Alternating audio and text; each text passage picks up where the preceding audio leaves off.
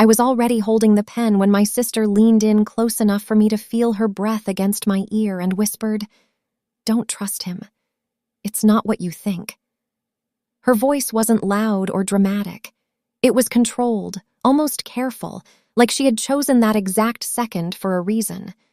The problem was, she had said the same thing weeks earlier, and I had ignored her. Completely.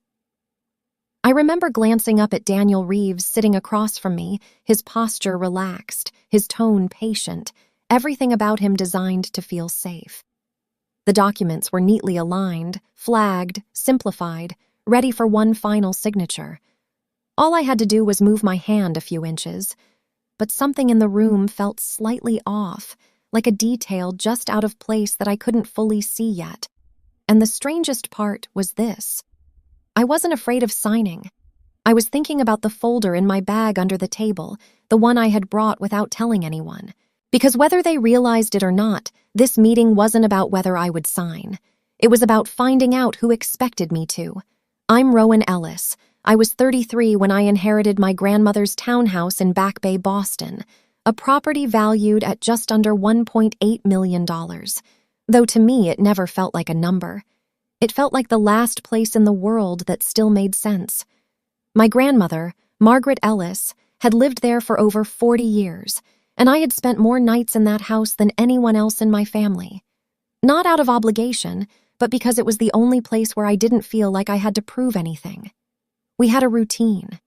Tea at night, the same 2 chairs by the window, conversations that didn't need to go anywhere to matter. When she got sick, I stayed. Not full-time, not dramatically, just consistently. And consistency, I learned, is something people notice more than they admit. The will was clear. There was no ambiguity, no shared ownership, no complicated distribution. Everything was left to me. The house, the accounts, the control. It was legally structured, documented, verified, no room for interpretation. At least that's what I believed at the time. Because in every real-life story, the part that looks solid at the beginning is usually the part you don't question enough. And I didn't. I accepted it, processed it, and told myself I would handle everything the way she would have. Quietly, carefully, without making unnecessary noise. My family didn't react immediately. That was the first thing that should have stood out to me. My sister Monica didn't call right away. My parents didn't ask questions. There was a pause, almost like a delay before something started. And then, all at once, they were there. Monica reached out first, her tone softer than I had ever heard it. She asked if I had reviewed everything carefully, which felt like an odd question considering the will had already been finalized. I told her yes. She didn't argue. She just said, "Good. But you need to be careful. People get involved in these things after someone dies." I remember thinking she sounded overly cautious, maybe even paranoid. Monica had never been the type to worry about anything that didn't affect her directly, so I didn't take it seriously. A few days later, I had dinner with my parents. It was polite, structured, almost rehearsed. My father talked about taxes, liability, the cost of maintaining a property like that in Boston. My mother nodded along, adding small comments about long-term risk and protecting assets. It didn't feel like concern. It felt like a presentation. At one point, my father said, "Owning something outright isn't always the safest position." I remember that line clearly because it didn't sound like advice. It sounded like a conclusion they had already agreed on. And when I glanced at Monica, she didn't react. She just watched me. Around that time, I started receiving emails from a financial advisory firm I had never contacted. The language was formal, referencing my townhouse as an asset under potential liability exposure. It didn't make sense. I hadn't taken any loans, hadn't signed anything beyond the inheritance documents. I considered ignoring it, assuming it was automated or irrelevant. But one phrase stayed with me: existing exposure. Not potential. Existing. That implied something was already in place. I told myself it was nothing. That's what I kept doing back then, explaining things away before they had the chance to become real. Monica followed up a few days later, more direct this time. She suggested I get a second legal opinion, said there were things I might not understand yet. She recommended Daniel Reeves. She didn't frame it as pressure. She framed it as protection. And that's the part I missed. When someone tells you they're protecting you, it feels easier to say yes than to ask why. Sitting in that office now, pen still in my hand, I realized how every step had led here.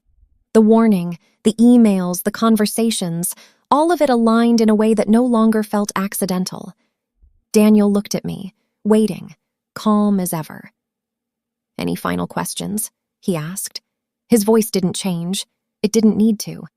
I lowered the pen slightly, not enough to make it obvious, just enough to pause the moment.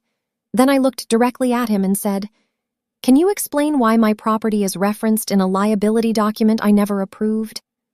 The silence that followed wasn't loud, but it was the first honest thing in that room. The first time I walked through the townhouse alone after everything was finalized, it felt quieter than I expected, like the house itself was waiting to see what I would do next. The rooms were exactly the way my grandmother had left them, nothing staged, nothing prepared for anyone else's eyes, just lived-in details that made the place feel real. I remember running my hand along the edge of the dining table, noticing a small scratch I had made years ago when I was helping her move a chair. She had laughed it off at the time, said, "That just means it belongs to us now." Standing there, I told myself I would keep everything as it was, at least until I understood what it meant to own something that carried that much history. There was a small locked drawer in her study I didn't remember seeing before, but I ignored it. I told myself I had time for things like that later. Monica called me 2 days after I moved in. Her tone was different, softer, almost careful. "Have you gone through everything?" she asked, like there was more to review than just the will. I told her I had. She paused for a second before saying, "You should still be careful. These situations aren't always as clean as they look." I didn't argue, but I didn't ask her to explain either. Monica had never been involved in anything that required patience or follow-through, so hearing her suddenly talk about legal complexity didn't feel like insight. It felt like something else I couldn't quite define. Before hanging up, she added, "Just don't assume everything is what it seems." Then she changed the subject like it hadn't mattered. That same week, my parents asked me to meet them for dinner. It wasn't unusual, but it wasn't common either. The conversation started normally enough, asking about the house, how I was settling in, whether I had made any immediate plans. But it didn't take long before it shifted. My father started talking about property taxes, insurance liability, long-term maintenance costs, all the things that come with owning something valuable in Boston. My mother followed his lead, adding comments about legal exposure and how assets can attract complications if they're not structured properly. It wasn't emotional. It wasn't even personal. It felt like they were walking me through a scenario they had already agreed on. At one point, my father said, "Holding something outright isn't always the safest way to keep it." I didn't respond right away. I just nodded because it sounded reasonable, even if I didn't fully understand what he meant. When I looked over at Monica, she didn't react. She just sat there, watching me like she was waiting for something. That was the moment I should have asked more questions. Instead, I told myself they were just trying to help, even if their way of helping felt detached. A few days later, I started receiving emails from a financial advisory firm I had never contacted. The messages were formal, referencing my townhouse as an asset requiring risk mitigation. I almost ignored them completely, assuming they were automated outreach triggered by public property records. But one phrase caught my attention: existing liability exposure. Not potential, not hypothetical, but existing. I read that line twice, then a third time, trying to understand what it meant. I hadn't taken any loans. I hadn't signed anything beyond the inheritance documents. There was no reason for my property to be tied to any kind of liability. I told myself it had to be a mistake. Monica called again later that day, and this time she was more direct. "You should talk to someone who knows how to handle this," she said. "Not just the lawyer who handled the will, someone who specializes in protecting assets." I asked her who she had in mind, and she didn't hesitate. "Daniel Reeves," she said. He's helped families keep things from getting messy. The way she said it made it sound like this was already a problem that needed fixing, not something that might become one. I agreed to meet him, not because I was worried, but because it seemed like the responsible thing to do. A second opinion couldn't hurt. That's how I justified it to myself. That's how most decisions like this get made. The next morning, I went to the bank to update some account details related to the inheritance. It was routine, something I expected to take less than 30 minutes. The employee helping me was polite, professional, exactly what you would expect. But when I asked if there were any liabilities or external references tied to the property, her response changed slightly. She hesitated just for a moment before saying, "Nothing formal is attached at this time." The wording stood out. Not no, just nothing formal. I noticed a note on her screen as she clicked through the system, but she moved past it too quickly for me to read. I didn't push further. I told myself I didn't want to overreact based on a feeling I couldn't explain. A few days later, I was sitting in my car outside Daniel Reeves's office for the first time. The building was exactly what you would expect from a place that handles high-value legal work. Clean lines, glass, controlled access, everything designed to feel secure. I remember sitting there for a moment longer than I needed to, looking at the entrance, trying to understand why something felt slightly off. Then I opened the door and walked inside. That was the moment everything started moving in a direction I didn't yet understand. The receptionist didn't ask many questions when I gave my name, just nodded once and led me through a quiet hallway where every door looked the same, and every surface reflected just enough light to feel deliberate. Daniel Reeves was already standing when I stepped into his office, like he had been expecting me at that exact second, not just within a time window. He shook my hand with a firm, controlled grip, then gestured toward the chair across from his desk. My file was already there, open, tabbed, organized in a way that suggested preparation I hadn't provided yet. That was the first thing I noticed, but not the first thing I questioned. He started by summarizing my situation in a way that felt both precise and reassuring. The inheritance, the property value, the legal structure of the will, everything aligned with what I already knew. There were no surprises in that part, and that made it easier to trust the rest of what he said. When he shifted into discussing risk, his tone didn't change, but the content did. He talked about liability exposure, about how high-value properties can become targets for disputes, claims, or inefficiencies if they're not structured correctly. It all sounded reasonable. It also sounded familiar, echoing what my parents had said just days earlier. He leaned slightly forward, resting one hand on the edge of the desk as he introduced the solution. A restructuring, he called it, a way to place the property into a framework that would protect it from external risks without affecting my ownership. "You still control it," he said. "We just optimize how that control is exercised." I focused on that word, optimize, because it sounded like improvement, not change. When I asked how long this kind of arrangement usually lasted, he smiled faintly and said, "That depends on how long you want the protection in place." It wasn't an answer, but it didn't feel like avoidance at the time. I left his office feeling like I had done something responsible. Not decisive, not final, but responsible. That's what I told myself as I walked back onto the street, replaying the conversation in my head. He hadn't pressured me. He hadn't rushed me. If anything, he had made it feel like I was the one in control of the decision. My phone rang later that afternoon while I was still thinking about it. The number wasn't saved, and there was no caller ID beyond the area code. I answered without expecting anything important. The voice on the other end didn't introduce itself. It just said, "Before you sign anything, check the loan records tied to your property." Then the line went dead. No explanation, no follow-up, nothing that made it easy to respond. I stared at the screen for a few seconds, waiting for it to ring again, but it didn't. I told myself it was nothing. Probably a wrong number or someone trying to sound important without actually saying anything. If there had been a loan tied to my property, I would have known. That was the assumption I held on to, even as the words stayed with me longer than they should have. The first draft of the agreement arrived the next day. It was formatted cleanly, sections highlighted, key points summarized in plain language before the full legal text. It looked exactly like something designed to be understood quickly, which made it easier to trust. I sat at the same dining table in the townhouse and started reading through it slowly, not because I expected to find a problem, but because I wanted to feel certain. Most of it made sense, or at least sounded like it did.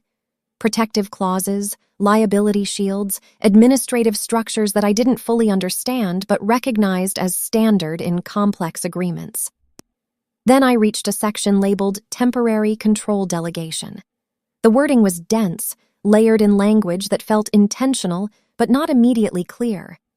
It didn't say I would lose control. It said that under certain conditions, authority could be exercised by a designated entity on my behalf.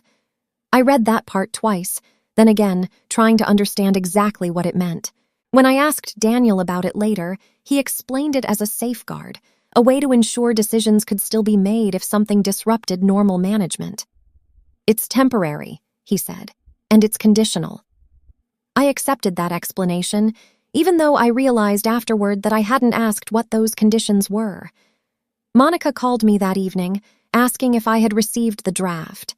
Her tone was different again, less cautious, more focused. "You should move on this quickly," she said. "There's no reason to delay something like this." I asked her what she meant by that, and she hesitated just long enough for me to notice. "It's just better to have everything in place sooner rather than later," she replied. When I mentioned that I wanted to review it more carefully, she didn't argue, but she didn't agree either. "Just don't overthink it," she said. "That's how people miss the obvious." Later that night, I logged into the property records portal, not because I expected to find anything new, but because I wanted to confirm what I already believed. The ownership was correct, the transfer was clean, everything aligned with the will, but there was a reference number attached to the record that I didn't recognize, linked to something labeled as external documentation. I clicked on it, but the system didn't allow access. It just sat there, present but out of reach. I closed the laptop and leaned back in the chair, staring at the ceiling for a few seconds longer than I intended. Nothing had changed, not really. I still owned the house. The agreement was still optional. There was no immediate risk, no visible problem, and yet something didn't feel settled anymore. By the time Daniel scheduled the follow-up meeting, sooner than I expected, I had already made one decision. I wasn't going to sign anything until I understood exactly what I was agreeing to, and for the first time, I started to consider that the risk he had been talking about might not be coming from the outside at all. I spread the documents across the dining table and read the same paragraph again, slower this time, not because I didn't understand the words, but because I didn't trust the way they fit together. The phrase temporary control delegation kept pulling my attention back, like it was anchored to something I hadn't seen yet. It referenced an entity code instead of a name, a detail that felt too precise to be accidental. I wrote the code down on a separate sheet, circled it once, then twice, and opened my laptop. The Massachusetts registry site loaded slowly, the kind of delay that makes you question whether what you're looking for is even there. I entered the townhouse address and confirmed what I already knew. My name appeared exactly where it should, the transfer from my grandmother's estate properly recorded, everything clean, everything final. For a moment, I felt almost embarrassed for digging this far. Then I noticed a linked filing listed under associated documents, dated weeks before the inheritance had been finalized. It referenced the same address, but it wasn't part of the transfer. It sat there quietly, like it had been waiting for someone to notice it. When I tried to open it, the system blocked access, asking for additional verification I didn't have. I didn't close the page. I copied the reference number instead and moved to a different search, this time through business entity records. The code didn't match anything directly, but a variation of it led me to a registered LLC. The name meant nothing to me at first. It sounded generic, like something designed not to be remembered. But the filing date stood out. It had been created months before my grandmother passed away. I clicked through the details, reading carefully, line by line. The registered agent's address was a commercial building I recognized, somewhere my parents had once mentioned in passing, though I couldn't immediately place when. The listed managers were abbreviated, initials instead of full names, but one of them matched our last name. I stared at it for a few seconds longer than necessary, then moved on, forcing myself to stay focused on what I could confirm rather than what I could assume. The next set of documents took longer to find, but they were there. Financial filings tied to the LLC, outlining a loan agreement that was larger than anything I would have expected. The collateral description wasn't direct, but the language was familiar. It referenced residential assets, control structures, and conditional authority in a way that echoed the wording in Daniel's proposal. I didn't react right away. I just kept reading, comparing phrases, matching sections, looking for anything that confirmed I wasn't misinterpreting it. The timeline was the part that shifted everything. The LLC was formed months ago. The loan was secured shortly after. The restructuring agreement had been drafted only recently. That meant the foundation had already been built before I was ever involved. The agreement wasn't creating something new. It was connecting me to something that already existed. The next morning, I called the local records office, framing my questions carefully. I didn't ask about my situation directly. I asked about process. Is it possible for a property to be referenced in a financial structure without a direct transfer of ownership? I asked. The woman on the line paused briefly before answering. It depends on how the structure is written, she said. Certain filings can reference future control rights or contingent authority without changing ownership immediately. I thanked her, ended the call, and sat there for a moment, letting the words settle. I logged into my bank accounts next, checking for anything that might confirm a direct connection. There was nothing. No loans, no liens, nothing that tied me personally to any obligation. That should have been reassuring, but it wasn't. It meant the structure wasn't relying on my current position. It was waiting for something to activate it. I went back to the agreement and read the clause again, this time with a different lens. Temporary control delegation under defined conditions. It didn't specify when those conditions would occur, only that they could. And if the entity referenced in that clause was the same one tied to the loan, then signing the agreement wouldn't protect me. It would give that structure a way to reach my property. I didn't call Monica. I didn't call my parents. I didn't contact Daniel. There wasn't enough yet, not enough to confront anyone without giving them time to adjust. Instead, I started building a timeline. Dates, filings, conversations, everything I could confirm without interpretation.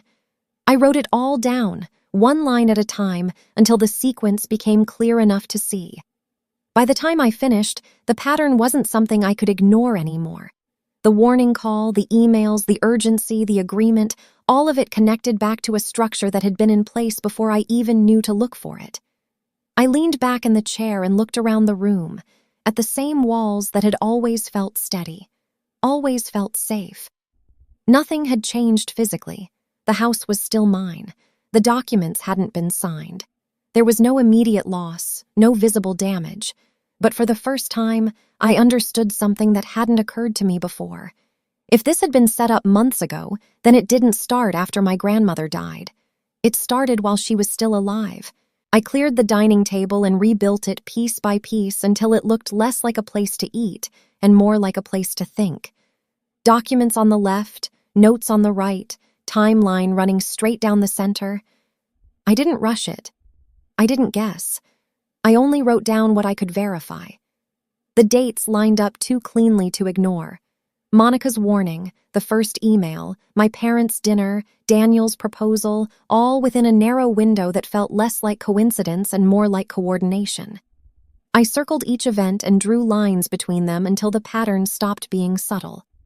I started with Daniel. Not the meeting, not the explanation, but his record.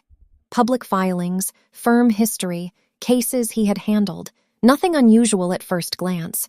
He wasn't listed as an owner or manager in the LLC tied to the loan, which should have meant distance, but distance can be structured, not real. I kept digging, moving through older filings, cross-referencing names and entities. That's when I found it. His firm had represented the registered agent of that same LLC in a prior matter. It wasn't direct involvement, but it was a connection. Enough to prove proximity, not enough to accuse. Not yet.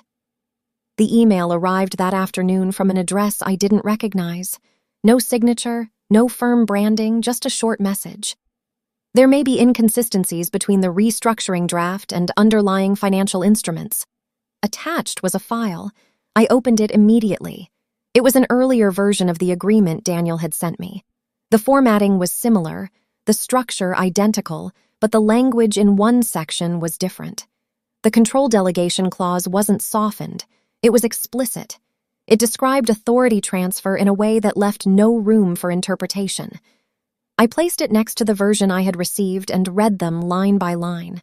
The mechanism hadn't changed. Only the way it was described had. I didn't reply to the email. Whoever sent it wasn't trying to start a conversation. They were trying to show me something without being seen doing it. That told me enough. Monica called again that evening. Her tone was sharper now, less patient. "Did you go through everything?" she asked. I told her I was still reviewing it. There was a pause. "You don't need to overcomplicate this," she said. "It's standard. People do this all the time." I didn't argue. I asked her if there was a deadline. She hesitated, then said, "It's better to move quickly before anything changes." I looked at the document again after we hung up. There was no deadline written anywhere. Later that night, I reviewed the transaction records tied to the LLC. It took time, but the trail was there if you followed it carefully enough. A large transfer had been made shortly before Daniel's proposal was created. The amount matched the loan value almost exactly. The funds moved through multiple accounts, splitting, merging, disappearing into structures that were designed not to be obvious. But one path led somewhere I recognized. A business investment my parents had mentioned once, casually, like it wasn't important. The connection wasn't direct, but it didn't need to be. It was enough. I didn't feel angry. Not yet. I felt focused. The next step was the only one that mattered. I contacted an independent attorney, someone with no connection to my family or Daniel's firm. I didn't explain how I felt. I explained what I had. The filings, the drafts, the transactions, the timeline. He reviewed everything without interruption, then leaned back and said, "If this is accurate, the agreement isn't protecting your asset. It's binding it to a pre-existing liability." I asked him what would happen if I signed it. "You wouldn't lose ownership immediately," he said, "but you would lose control of how it's used to secure that liability.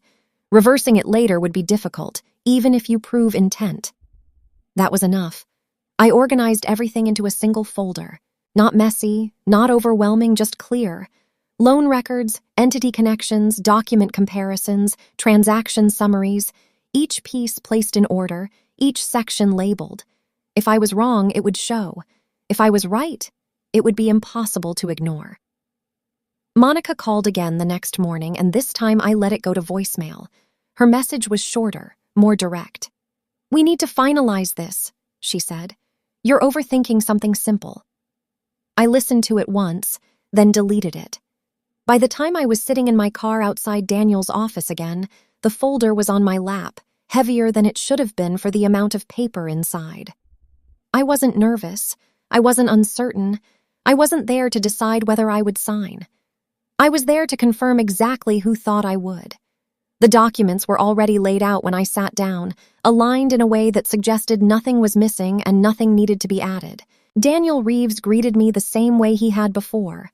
Calm, precise, as if this meeting was simply a continuation of a process already agreed upon. Monica stood just behind my chair, close enough to feel present without saying anything. The room was quiet, controlled, exactly the kind of environment where decisions are supposed to feel easy. Daniel began walking through the agreement one last time, summarizing each section with practiced clarity. He spoke about protection, stability, long-term optimization, all the things that made the structure sound like a necessary step rather than a choice. When he reached the control delegation clause, his pace shifted slightly. Not enough to stand out unless you were listening for it, but enough for me to notice. He moved past it quickly, framing it as standard language, nothing worth focusing on. Monica's hand rested lightly on the back of my chair. "It's just a formality," she said quietly. Her voice carried confidence. but I could hear the urgency underneath it now. I didn't respond. I kept my eyes on the document, letting the silence stretch just long enough to change the rhythm of the room. "Any final questions?" Daniel asked. I didn't reach for the pen. Instead, I looked up and said, "Can you explain who holds control under the delegation clause?" He didn't hesitate. "It's an administrative entity," he said. "A standard structure used to manage assets under certain conditions." "What entity?" I asked. He gave a name. It was the same one I had already written down in my notes. I nodded once, then reached into my bag and placed my folder on the table. I opened it slowly, not to create tension, but to make sure everything stayed clear. The first document I slid forward was the public filing linking the townhouse address to that entity. I didn't say anything at first. I just let it sit there between us. Daniel glanced at it, then back at me. His expression didn't change, but the space in the room did. "This was filed before I took ownership," I said. "Can you explain why my property is referenced here?" "It's not uncommon for properties to be considered in broader structures," he replied. His tone was still steady, but it had shifted. Less certain, more careful. I slid the next document forward. The loan summary tied to the LLC, then the transaction records. Each piece placed in order, each one building on the last. "This is the liability tied to that entity," I said. "And these are the transactions that funded it." Monica stepped closer. "You're misinterpreting this," she said quickly. "These structures are complicated." I didn't look at her. I placed the two versions of the agreement side by side. "This is the draft I received," I said, tapping the newer version. "And this is the earlier version." I tapped the second document. The structure is the same. The language isn't. Daniel leaned forward slightly, scanning both pages. "Drafts change," he said. "The authority transfer didn't change," I replied. "Only how it's described." The room went quiet again, but it wasn't the same kind of quiet as before. This one had weight. "I also had this reviewed," I continued, sliding one more document forward. It was a summary from the independent attorney I had contacted, outlining the implications of the agreement in clear, direct terms. "If I sign this, my property becomes tied to that liability. Not immediately, but structurally." Monica's voice sharpened. "That's not what this is." "Then explain the timeline," I said, finally looking at her. "The entity was formed months ago. The loan was secured before I was involved. And this agreement connects me to both." Daniel didn't interrupt. He didn't try to redirect the conversation. For the first time since I had met him, he was listening instead of leading. "This is about protecting you," Monica said, but the confidence in her voice was gone. "From what?" I asked. Neither of them answered. I closed the folder halfway, not to end the conversation, but to mark the shift. "I'm not signing this," I said. My voice didn't rise. It didn't need to. Daniel exhaled slowly, his posture adjusting in a way that felt almost imperceptible, but changed everything. "We can revisit the structure," he said carefully. "There's nothing to revisit," I replied. "This isn't a structure I agreed to. It's one that was built before I had a chance to." I stood up, gathering the documents in the same order I had placed them down. Monica didn't move. She didn't try to stop me. She just watched, like she was recalculating something that no longer worked. As I reached for my bag, I added one more thing. "There's more than one filing tied to this entity," I said, "so this isn't just about me." Daniel's eyes shifted, just slightly. That was the only reaction I needed. I walked to the door without waiting for a response. The meeting hadn't ended the way they expected. It hadn't ended the way I had expected either. But the decision wasn't happening in that room anymore, and neither was the outcome. The air outside felt colder than it should have been, or maybe I just noticed it for the first time. I stood on the sidewalk for a moment, letting the noise of the city move around me without really hearing it. My phone vibrated in my hand before I even reached the corner. One missed call, then another, then a third, all from Monica. I didn't answer. I watched the screen light up again, then go dark, then light up again. Whatever control had existed inside that office was already gone. By the time I reached my car, the calls had stopped, replaced by a message notification I didn't open right away. I sat there with my hands resting on the steering wheel, replaying the meeting in my head, not for emotion, but for detail. What had been said, what hadn't been answered, where the hesitation had started. There was no confusion anymore. The structure was clear, and more importantly, it was documented. I drove straight to the office of the attorney I had consulted earlier. There was no reason to wait. When I walked in, I didn't explain how I felt. I placed the folder on the desk and said, "We need to formalize this." He nodded, like he had been expecting that answer. We spent the next hour organizing everything into a case file, not as scattered pieces, but as a timeline. Filing dates, entity formation, loan agreement, transaction records, contract drafts. Each document reinforced the next. No gaps, no assumptions. "This works because it's consistent," he said, tapping the stack lightly. "Not because any single piece proves everything." I understood that immediately. It wasn't about finding one moment that exposed them. It was about showing that every step led to the same conclusion. We drafted a formal notice before I left. It outlined the discrepancies, referenced the documents, and required all parties involved to preserve any related records. The language was precise, not emotional. It didn't accuse. It stated. But there was one line that changed the tone completely. Intentional misrepresentation. I read it twice before signing off on it. Not because I was unsure, but because I understood what it meant once it was sent. My phone rang again as I stepped back outside. This time I listened to the voicemail. Monica's voice came through uneven, shifting between urgency and something that sounded almost like disbelief. "You're misunderstanding this," she said. "This was supposed to protect everything. You're making it worse by reacting like this." She didn't mention the loan. She didn't mention the entity. She stayed away from anything specific. I replayed the message once, then deleted it.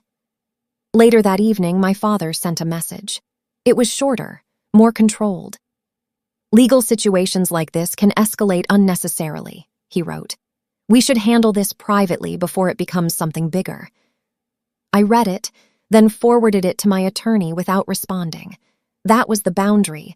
No more direct conversations, no more explanations. Everything moved through process now. The next update came faster than I expected.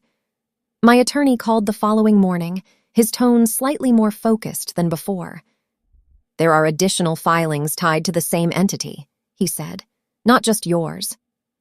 I didn't interrupt. I waited for him to finish. "Different properties, similar structure," he continued. "This may not be isolated." I leaned back in the chair, letting that settle. It didn't feel surprising. It felt like confirmation. "What does that mean?" I asked. "It means this isn't just a private dispute anymore," he said. "It's a pattern." That word stayed with me long after the call ended. Daniel's response came through legal channels later that day. It wasn't defensive in the way I expected. It was careful, measured, asking for time to review the claims without addressing the connection between the agreement and the loan directly. The absence was more telling than anything he could have said. He didn't deny it. He just didn't acknowledge it. Monica called again that night, and this time I answered, not to engage, but to listen. Her voice was calmer now, controlled again, but there was strain underneath it. "We need to fix this before it goes further," she said. "You're taking this too far." "I'm not taking it anywhere," I replied. "I'm documenting it." "That's not what this is," she insisted. "Then explain it," I said. There was a pause. Not long, but long enough. "It's complicated," she said finally. "It's structured," I corrected. She didn't respond after that. When the call ended, I didn't feel anything I expected to feel. No anger, no relief, no satisfaction, just clarity. The situation wasn't about who was right anymore. It was about what could be proven and what couldn't be undone once it was. That night, I walked through the townhouse again, the same way I had the first time, but it felt different now. Not uncertain, not fragile, stable. Not because nothing had happened, but because everything had been defined. My phone buzzed one last time before I went to sleep. A message from my attorney. Additional evidence confirmed. This extends beyond your case. I set the phone down without replying. Whatever this had started as, it wasn't small anymore. A few weeks later, the townhouse felt like itself again, or maybe for the first time, it felt like mine without hesitation. The mornings were quiet in a way that didn't feel heavy anymore. Sunlight moved across the same floors, the same walls, but without the constant sense that something unseen was attached to them. I woke up without checking my phone first. No urgent emails, no missed calls, no messages that needed immediate interpretation. Just the day, waiting to be used. The legal updates came in gradually, not as dramatic announcements, but as controlled confirmations. My attorney called to tell me that all claims connected to the restructuring agreement had been formally withdrawn. The language was careful, framed as a reassessment rather than an admission, but the outcome was clear. The agreement no longer existed as a threat. Daniel Reeves was under review, his firm distancing itself from anything tied to the structure. The LLC filings were being examined in a broader context, not just as part of my situation, but as part of something larger that had started to draw attention. I didn't feel the need to follow every detail after that. The system had taken over where I had stopped. The most important confirmation came a few days later. My property was clean. No enforceable claims, no attached liabilities, nothing that could be activated or transferred without my consent. It remained exactly what my grandmother had intended it to be, fully mine. I read that report twice, not because I doubted it, but because I understood how close it had come to being different. Nothing about what almost happened would have looked like theft in the moment. It would have looked like a decision, a signature, something I agreed to without fully seeing it. There was no final conversation with my family, no confrontation, no resolution in the way people expect. Communications simply stopped. My father didn't send another message after everything moved through attorneys. My mother stayed silent. Monica called once more, but I didn't answer. Not out of anger, but because there was nothing left to clarify. Some boundaries don't need to be explained once they're in place. I went back to the study one afternoon and opened the small locked drawer I had ignored before. Inside were a few papers, old letters, nothing dramatic, but one of them was a note in my grandmother's handwriting. It wasn't long. Just a few lines about keeping things simple, about understanding what you sign, about not letting urgency replace clarity. I sat there for a while after reading it, realizing that everything I had done over the past few weeks wasn't new. It was something she had already taught me, just in a quieter way. I made a few changes after that, not out of fear but out of understanding. Every account tied to the property was updated with additional verification. Any future legal action required direct approval. Nothing could be processed without me seeing it first. It wasn't about locking everything down. It was about knowing how it worked. Over time, I started hearing small things. Not directly, not from anyone involved, but through the kind of indirect channels that carry information without announcing it. Other properties connected to similar structures were being reviewed. Questions were being asked. Not loudly, not publicly, but enough to change how things moved. I didn't reach out. I didn't involve myself. I just recognized the pattern extending beyond me. The house felt different in a way that wasn't physical. It wasn't just a place I had inherited. It was something I understood now. The systems around it, the way decisions could shape it without touching it, the way trust could be built or misplaced depending on what you chose to see. That understanding mattered more than anything I could have said or done in the moment. I didn't think about revenge. Not once. What happened didn't need it. The outcome spoke for itself. Control stayed where it was supposed to be. The rest followed naturally. That night, I sat by the same window where my grandmother and I used to talk. The city quiet outside, the room steady around me. I realized something I hadn't seen clearly before. The most dangerous part of all of this wasn't the people involved. It was how easy it would have been to move forward without asking one more question. If you had been sitting in that chair, pen in your hand, everything looking exactly the way it was supposed to. Would you have signed? Or would you have paused long enough to look closer? If this story made you think about your own decisions, your own boundaries, or moments where something didn't feel right but you couldn't explain why, I'd want to hear what you would have done. And if you stayed with me through all of this, you already understand that sometimes the smallest pause can change everything.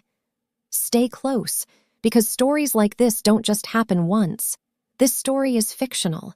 Any resemblance to real people or events is purely coincidental.